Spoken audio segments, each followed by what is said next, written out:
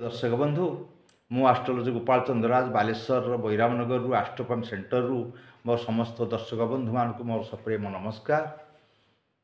आज विषय वस्तुटी रही से कर्कट एवं मकर राशि संबंध आज है आमर विषय वस्तु रही जे 2/4/2024 रे कर्कट एवं मकर पाई स्वल्प परामर्श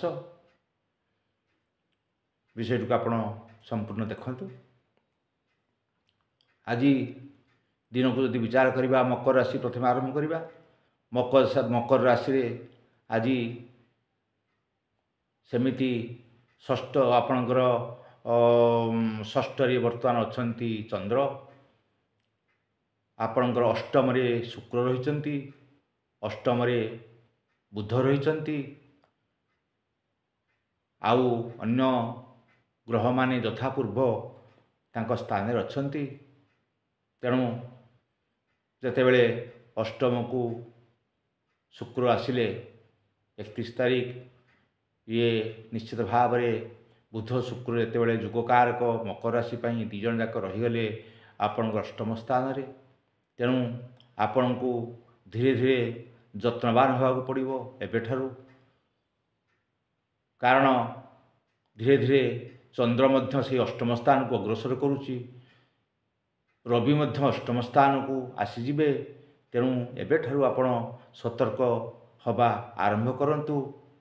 जेतेबेले आपणकर शुक्र रहिला अष्टम स्थान रे, आपण को मु विशेष किसी परामर्श देवी जे आपण अंतत यही मासटी आपण निश्चित भाव रे राति 8 रु 9 भितर आपण रात्रि भोजन शेष करंतु। कहीं देखंतु जदि अष्टम रे बुध रहिला, अष्टम रे शुक्र रहिला, सेमानकर एफेक्टा नेगेटिव पड़ी थाए पेटर थिबा पानक्रिज उपरे। तेणु पानक्रिज रो हार्मोन उपरे तांकर डायरेक्ट प्रभाव पड़ी थाए। तेणु सही जनित रोगरू आम रक्षा पाइबापी जितेबले आम जदि शीघ्र रात्रि भोजन शेष करवा निश्चित भाव में आमको सीटा बेनिफिट हम। कहीं ना आपण जानते कि ना मुझे किंतु एक कथा मन रखु पानक्रिज सूर्य सहित संपर्क जिते पानक्रिज धीरे धीरे संध्या सूर्यास्त पर पानक्रिज एक्टिविटी कमी जाए। तेणु पानक्रिज जिते एक्टिविटी कमी जाए से आपन जदि जिते रात्रि भोजन करेंगे अधिक राति सेटा आपण को हार्मोनाल बा आपण डायबिटीज हो बा आपणकर थायराइड प्रॉब्लम हो ये माने क्रिएट करेंगे बढ़ेबे। तेणु से आप निश्चित भाव में राति 8 ରୁ 9 सुधा आप रात्रि भोजन को शेष कर दिंतु। यहाँ हूँ मोर आज मकर राशि व्यक्ति विशेष को स्वतंत्र परामर्श। आप निश्चित भाव में कामटी करंतु एवं आमे केमिति बुध एवं शुक्र जो अछंती अष्टम रे तांको अष्टम को दृष्टि पड़ुचु शनिकर एवं मंगलंकर मध्य सही अष्टम को दृष्टि पड़ुचु। तेणु ये दिगरू एड़ाई आमको किसी सतर्कतामूलक पदक्षेप नापी पड़ो। तेणु आपण को मोर विशेष अनुरोध आपण निश्चित भाव में ये जिनसटी मानतु एवं ये मासटी सारा आपण राति 8 ରୁ 9 सुधा मैक्सिमम 9 सुधा आपण भोजन सारी दिंतु। एवं मन रखु राति रे आपण निरामिष कोटा को प्रिफरेन्स दिंतु। रात्रि बेसी आमिष जी खाऊे रात्रि आमिष को त्याग वर्जन करंतु एवं राति रे निरामिष भोजन खातु एवं दिन जहाँ आप आमिष खाऊँ खातु पछे किंतु राति रे निरामिष भोजन को अग्राधिकार दिंतु। एवं दीपरे खाइबा पूर्वरु सालेड टी को निश्चित भाव ऐड करंतु। दीपरे एवं संध्या बेले जो भोजन होउची आपण करूछंती निश्चित भाव सालेड को अग्राधिकार दिंतु। प्रथमे सालेड खाइबे तापरे आपण लंच खातु बा डिनर खातु। प्रथमे सालेड 200 ग्राम 250 ग्राम आपण सालेड खातु एवं तापरे आपण भोजन को ग्रहण करंतु। ये हूँ मोर प्रति मकर राशि ବ୍ୟକ୍ତିବିଶେଷଙ୍କୁ ଏବଂ କର୍କଟ ରାଶି ବ୍ୟକ୍ତିବିଶେଷ ମଧ୍ୟ ଏହିସବୁ ସମାନ ଜିନିଷ ଆପଣ ନିଶ୍ଚିତ ଭାବେ ଏ କଥାକୁ ପାଳନ କରନ୍ତୁ। ଦେଖିବେ ଆପଣଙ୍କର ଶୁକ୍ର ଏବଂ ବୁଧଙ୍କର ନେଗେଟିଭ୍ ପ୍ରଭାବରୁ ଆପଣ ନିଶ୍ଚିତ ଭାବେ ବର୍ତ୍ତିଯିବେ, ଏଥିରେ କିଛି ସନ୍ଦେହ ନାହିଁ।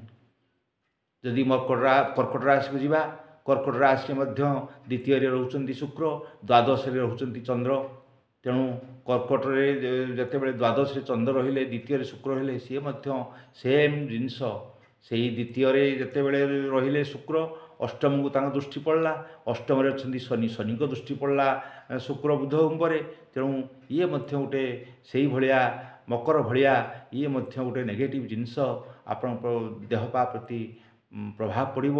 ତେଣୁ ଆପଣ ବି ମଧ୍ୟ ସେହିଭଳି ଆପଣ ଜୀବନଚର୍ଯ୍ୟାକୁ ଏ ମାସରେ ନିଶ୍ଚିତ ବଦଳାନ୍ତୁ ଏବଂ ଜୀବନଚର୍ଯ୍ୟାକୁ ଆପଣ ବଦଳାଇ ଆପଣ ନିଶ୍ଚିତ ଭାବରେ ଟିକେ ଏସବୁ ଏଫେକ୍ଟରୁ ଆପଣ କମାନ୍ତୁ। ତେଣୁ ଦ୍ୱାଦଶରେ ଆପଣ ରହିଲା ଚନ୍ଦ୍ର, ତେଣୁ ଇଏ ମଧ୍ୟ ଗୋଟେ କ୍ଷତିକାରକ ଯୁଗ। ଦ୍ୱାଦଶ ଚନ୍ଦ୍ର ଟିକେ ଭଲ ନୁହେଁ। ଆପଣ ଖର୍ଚ୍ଚକୁ ଟିକେ ନିୟନ୍ତ୍ରିତ କରନ୍ତୁ। ସବୁ ଜିନିଷ ରୁ ଆପଣ ସବୁ ଚାଲିଯିବା ମାନେ ଆସିବା ଜିନିଷ ଆପଣ ଚାଲିଯିବ।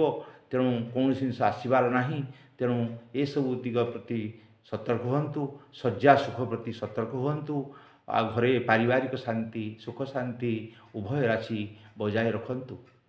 ଯଦି ଆପଣଙ୍କର ଆଉ ଗୋଟିଏ କଥା ମୁଁ କହିବି, ମୋତେ ବହୁତ ମକର ରାଶିରୁ ଫୋନ୍ କରିଛନ୍ତି, ଆମେ ବହୁତ ଟେନସନ୍ରେ ଅଛୁ, ବହୁତ ଆମେ ମାନସିକ ବିବ୍ରତ ଆମେ ରହିଛୁ, ଆମେ କ'ଣ କରିବୁ? ଆପଣ ମନେ ରଖନ୍ତୁ, ଯଦି ଆପଣଙ୍କର ଜାତକରେ ଯଦି ଚନ୍ଦ୍ର ଯଦି ରାହୁଯୁକ୍ତ ହୋଇଥାଏ ବା ରାହୁ ଶନିଙ୍କ ଦୃଷ୍ଟିରେ ରହୁଥାଏ, ତାହେଲେ ନିଶ୍ଚିତ ଭାବରେ ଆପଣଙ୍କ ମାନସିକ ଦୁଶ୍ଚିନ୍ତା ବଢ଼ିବ, ମାନସିକ ବିବ୍ରତା ବଢ଼ିବ। ତେଣୁ ଆପଣ ଗୋଟେ କାମ କରିବେ, ଡାହାଣ ନାକପୋଡ଼ାକୁ ବନ୍ଦ କରିବେ ଏବଂ ବାମ ନାକପୋଡ଼ା ନିହାତି ପ୍ରତିଦିନ ଘଣ୍ଟାଏ ନିଶ୍ୱାସ ନିଅନ୍ତୁ। ଡାହାଣ ନାକପୋଡ଼ାକୁ ବନ୍ଦ କରିଦେଇଥିବେ ଏବଂ ବାମ ନାକପୋଡ଼ାରେ ନିଶ୍ୱାସ ଯିବା ଆସିବା କରିବ, କିଛି ଅସୁବିଧା ନାହିଁ। ଆପଣ ବ୍ରିଦିଂ ଯଦି ବାଁ ନାକପୋଡ଼ା ଚାଲିଲା, ଆପଣ ଚନ୍ଦ୍ର ନାଡ଼ି ଆକ୍ଟିଭ୍ ହୋଇଯିବ ଏବଂ ବ୍ରେନ୍ର ଡାହାଣ ପଟ ଆକ୍ଟିଭ୍ ହୋଇଯିବ, ଯେଉଁଟାକି ମାନସିକ ଦୁଶ୍ଚିନ୍ତା ନେଗେଟିଭ୍ ଥଟ୍ସରୁ ଏ ସବୁ ଯାକ ଜିନିଷ ଆପଣ ଶାନ୍ତି ପାଇବେ। ଆପଣ ନିଶ୍ଚିତ ଭାବରେ ଏସବୁ ଜିନିଷ ଦୂରେଇ ଯିବ। ଯେଉଁ ଭାଇମାନେ ମୋତେ ଫୋନ୍ କରିଥିଲେ, ଆପଣ ସମସ୍ତଙ୍କୁ ଏ ଭିଡ଼ିଓ ମାଧ୍ୟମରେ ମୁଁ ଅନୁରୋଧ କରୁଛି, ସମସ୍ତେ ଆପଣ ଦେଖନ୍ତୁ, 3 ଦିନ ଦେଖନ୍ତୁ। ଦେଖିବେ ଆପଣ ଯଦି ଘଣ୍ଟେରୁ 2 ଘଣ୍ଟା ମିନିମମ୍ ଆପଣ ଡାହାଣ ନାକପୋଡ଼ା ବନ୍ଦ କରିକି ବାମ ନାକପୋଡ଼ାରେ ବ୍ରିଦିଂ ନେବେ, ଧୀରେ ଧୀରେ କିଛି ସେମିତି ବ୍ରିଦିଂ ଜୋର ନେବା ଦରକାର ନାହିଁ। ଆପଣ ଖାଲି ଡାହାଣ ନାକପୋଡ଼ା ବନ୍ଦ କରିଦେଇଥିବେ, ନିଶ୍ୱାସ ଅଟୋମେଟିକାଲି ତା'ର ବାଁ ନାକପୋଡ଼ା ଯିବ, ବାଁ ନାକପୋଡ଼ାରେ ଚାଲିବ। ତେଣୁ କିଛି ଅସୁବିଧା ହେବନି ଆପଣଙ୍କୁ। ଆପଣ ଆରାମସେ ଦେଖିବେ, ପରୀକ୍ଷା କରିବେ, ଆପଣଙ୍କର ବ୍ରେନ୍ଟା ଆପଣଙ୍କର ଥିଙ୍କିଂଟା ବ୍ରିଦିଂ ଉପରକୁ ଆସିଯିବ, ଆପଣ ଥିଙ୍କିଂଟା ନେଗେଟିଭ୍ ଆଡ଼କୁ ଯିବ ନାହିଁ।